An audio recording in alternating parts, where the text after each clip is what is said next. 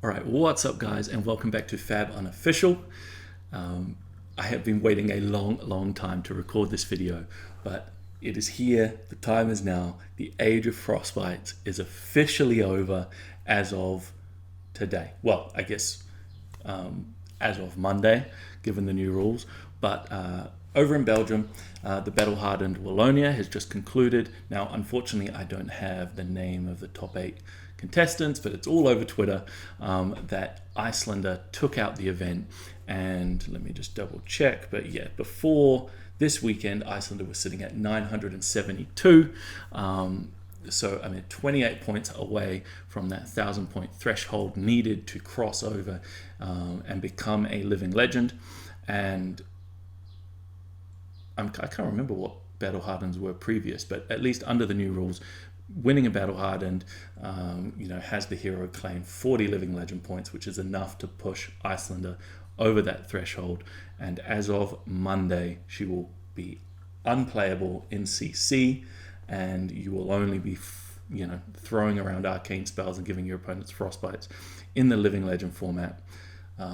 At least until maybe we see another Ice Wizard.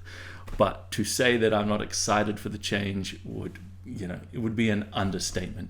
I think that this could be one of the biggest shakeups the metagame has had in a long time.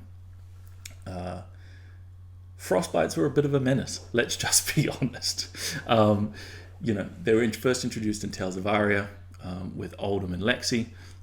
We know how Lexi panned out. We only just kicked her out of CC recently, and she stuck around for, in my opinion, far too long and was the dominant deck for a long time.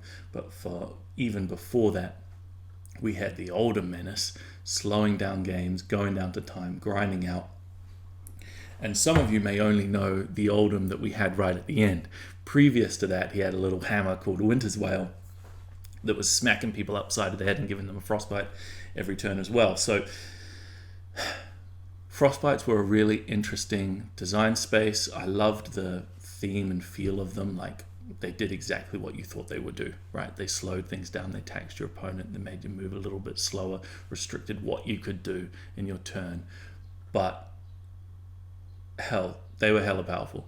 So I'm really excited for Iyslander to exit CC and for the deck building space to open up when deck builders don't have to, factor in the frostbite tax, that heroes don't have to play a Fyendel Tunic in their inventory in order to bring in for that matchup.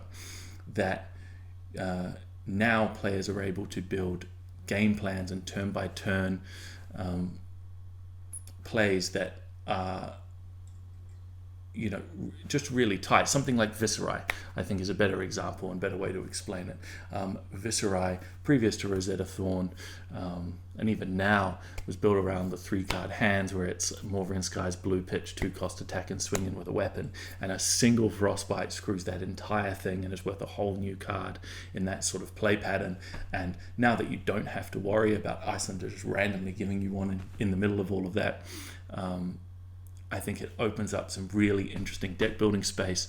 Obviously, I love Viserai, so that's immediately where my mind went. Even without Rosetta Thorn, maybe now that Iyslander is gone, there's an avenue to explore Viserai and CC again.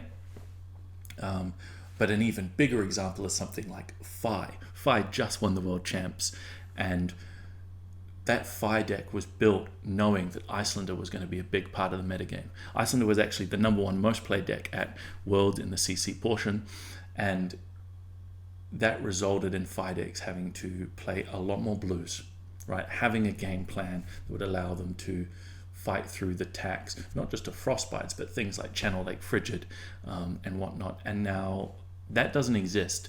So you're going to be able to see decks like Phi, like Katsu, potentially push much further into the red line builds, which is going to speed things up quite a bit. And from that, it'll be interesting to see where the control aspect of the format and which hero emerges in that. So, yeah, the age of Frostbites is over. I am really, really excited. I'm actually probably going to be exploring a little bit of Bravo as well. Now that Iyslander is gone, I thought that matchup was pretty bad for him. The ability to just combo set up with Ice Eternal, I didn't feel like Bravo was able to apply enough pressure to really play around that. But now that she's gone and you're not going to get comboed out, I think that the metagame opens up quite a bit. Viserai, Bravo. We already know Dromai is hanging about. We have Dash, both old and new. And we have heavy hitters just around the corner. So excited to see where everything goes from here. But yeah, thought I'd jump in.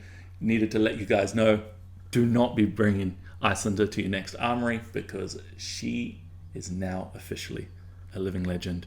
Farewell, Iyslander, and until next time.